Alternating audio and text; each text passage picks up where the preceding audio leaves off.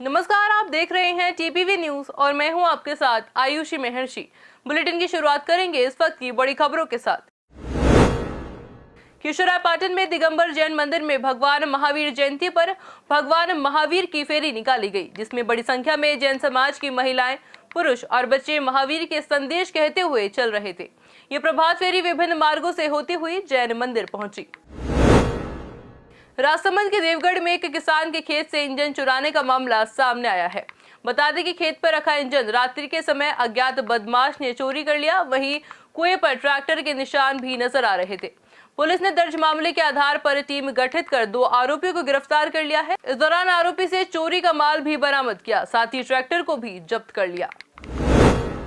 चित्तौड़गढ़ में बाबा साहेब डॉक्टर भीमराव अंबेडकर की 131वीं जयंती हर्षोल्लास के साथ मनाई गई।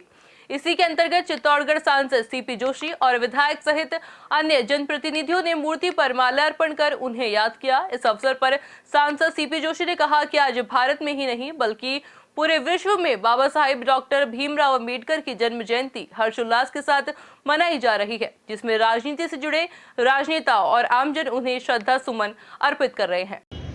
हमारे संविधान निर्माता श्रद्धेय बाबा साहब की 131वीं जयंती है और पूरा देश हर्षोल्लास से इस जयंती को मना रहा है। एक ऐसा व्यक्तित्व जिन्होंने सबको समानता मिले, सबको अधिकार मिले और एक ऐसे संविधान का निर्माण किया जो आज़ादी के इतने वर्षों के बाद भी पूरे देश को एकता के रूप में पिरोए रखता है।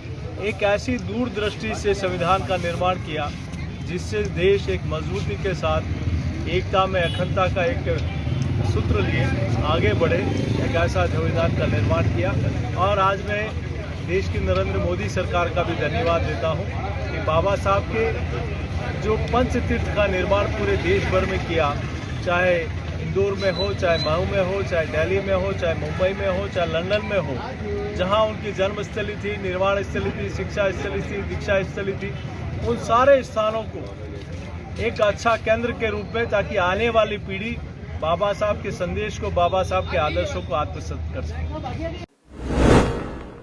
श्री गंगानगर के गंग नहर में सिंचाई प्रणाली और मोबाइल ऐप का लोकार्पण हुआ। अब किसानों को नहरों तक जाने की जरूरत नहीं, किसान सिंचाई घर बैठे मोबाइल ऐप के जरिए कर सकेंगे।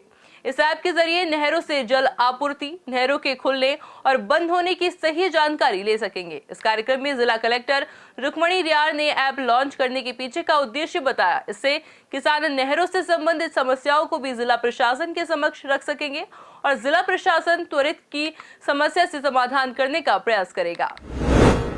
झुंझुनू के चिड़ावा में लगातार चोरी की वारदातें बढ़ रही है। बता दें कि चोरों ने बालाजी मंदिर में रात को चोरी की वारदात को अंजाम दिया। सुबह जब मंदिर में पुजारी पूजा करने पहुंचा तो मंदिर का ताला टूटा मिला और छत्र सहित अन्य सामान गायब था। वहीं पुलिस मौके पर पहुंची और घटना की जानकारी लेकर मौका मुआयना किया। ये जो सामान ये जो ले गए हैं, एक तो एम्पलीफायर है, ये तकरीबन रात की घटना है और सुबह हमारे जो मित्र की जो मम्मी है यहाँ पे जो अनाज गिरने आती है, उन्होंने बताया कि ताला तो टूटा हुआ है मंदिर का और इसका जो सामान है वो बाहर पड़ा हुआ है।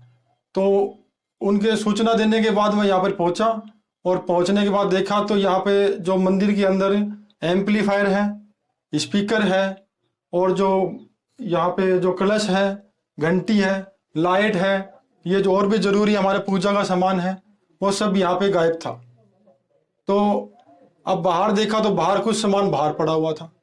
तो ऐसा करके तकरीबन ये देख लो, अच्छा कैश भी पड़ा हुआ था, कोई 400-500 रुपये कैश थे यहाँ पे मंदिर में।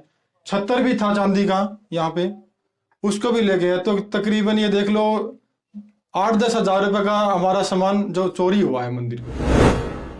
अलवर के बानसूर में पूर्व मंत्री डॉक्टर रोहिता शर्मा ने कार्यालय पर पत्रकारों से वार्ता की, जिसमें मंत्री ने कहा कि ज्ञानपुरा में नदीशाला का उद्घाटन नहीं करना चाहिए था। साथ ही कहा ज्ञानपुरा नदीशाला की जमीन नदी नालों में आती है, वहां नदीशाला नहीं बन सकती। उन्होंने कहा कि पूरे अलवर जिले में नंदी गौशाला नहीं है, जहां नंदीशाला का शिलान्यास हुआ है वो अवैध है। इस दौरान उन्होंने कहा कि अगर जिले ने कहीं भी नंदी गो हुई तो मैं राजनीति से संन्यास ले लूंगा, नहीं तो उद्योग मंत्री को इस्तीफा देना होगा।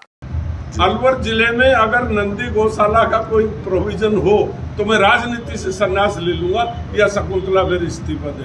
मैं इस चीज़ की कंप्लेंट करूंगा। बड़ा दुर्भाग्य है कि अलवर जिले में पूरे भारत में भारत का संविधान माननीय अंबेडकर जी का बनाया हुआ लग रहा है और यहाँ संविधान शकुंतला ने अपना संविधान लागू किया हुआ। उस संविधान में आता है चोरी, बदमाशी, लुच्चे लफंगों को परिश्रय, सरकारी जमीनों पर कब्जा, मर्डर केस को फंसा देना, उस संस्था में ये सारी बातें आती है।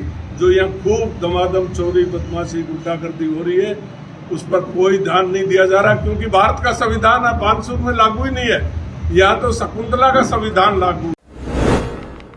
झुंझुनू में 8 साल की मासूम से दुष्कर्म का मामला सामने आया है, जहां पड़ोसी बुजुर्ग ने बच्ची को चॉकलेट खिलाने के बहाने से कमरे में बुलाकर दरिंदगी की। वहीं पुलिस ने त्वरित कार्रवाई करते हुए आरोपी को गिरफ्तार कर लिया। गिरफ्तारी के बाद आरोपी को कोर्ट में पेश किया गया, जहां उसे न्यायिक अभिरक्षा में भेजने के आदेश दिए गए। दिनांक 12/4/2022 को थाना कोतवाली झुंझुनू शहर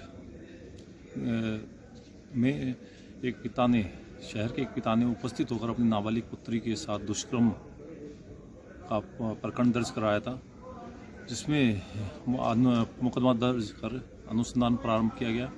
दौरान अनुसंधान नाबालिग जो बच्ची है उसका दुष्कर्म संबंधी मेडिकल मुआयना करवाया गया और आरोपी को तुरंत तलाश करने के लिए, दस्तयाब करने के लिए पुलिस टीमें गठित की गई, जिसमें पुलिस ने त्वरित कार्रवाई करते हुए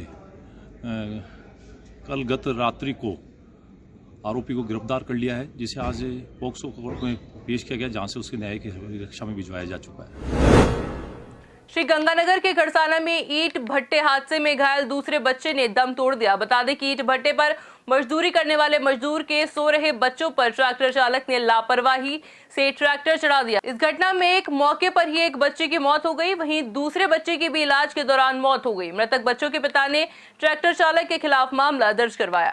आज सुबह सूचना मिली कि उपल ईंट उद्योग पर मजदूर अपनी ईंटें थापने का काम कर रहे थे। इनके बच्चे पास में ही सो रहे थे, चादर ओढ़ कर गए। ट्रैक्टर चालक अपने ट्रैक्टर को तेज और लापरवाही चलाकर आया, जो ईंटों को ले जाने के लिए भट्टे पर भराई का काम करता है। तो तेज लापरवाही चलाकर बच्चों के ऊपर से ट्रैक्टर निकाल दिया, जिससे 2 बच्चे कुचले गए। उनको हॉस्पिटल लेके आए तो उनको मृत घोषित कर दिया। खबर हनुमानगढ़ के नोहर से है, जहां विद्युत विभाग कार्यालय में तकनीकी सहायक के पद पर कार्यरत रणवीर छिप्मा की आत्महत्या प्रकरण के बाद जोधपुर विद्युत वितरण निगम के प्रशासनिक सचिव मुकेश चौधरी ने शाम को पत्र जारी किया। यहां ग्रामीण ने कनिष्ठ अभियंता नवनीत सिंह को एपीओ करते हुए बाड़मेर जोन के जोनल चीफ इंजीनियर कार्यालय में उपस्थित देने के आदेश जारी किए। आपको बता दें कि विभाग के तकनीकी सहायक ने अपने खेत में जाकर आत्महत्या कर ली, जिसमें उसने एक सुसाइड नोट भी लिखा। सुसाइड नोट में विभाग के कनिष्ठ अभियंता द्वारा उसे प्रताड़ित करने के आरोप लगाए गए। सुसाइड नोट में उन्होंने लिखा कि 10 दिनों की छुट्टी मांगने के बाद भी उसे छुट्टी नहीं दी गई तथा उसका तबादला कर दिया गया।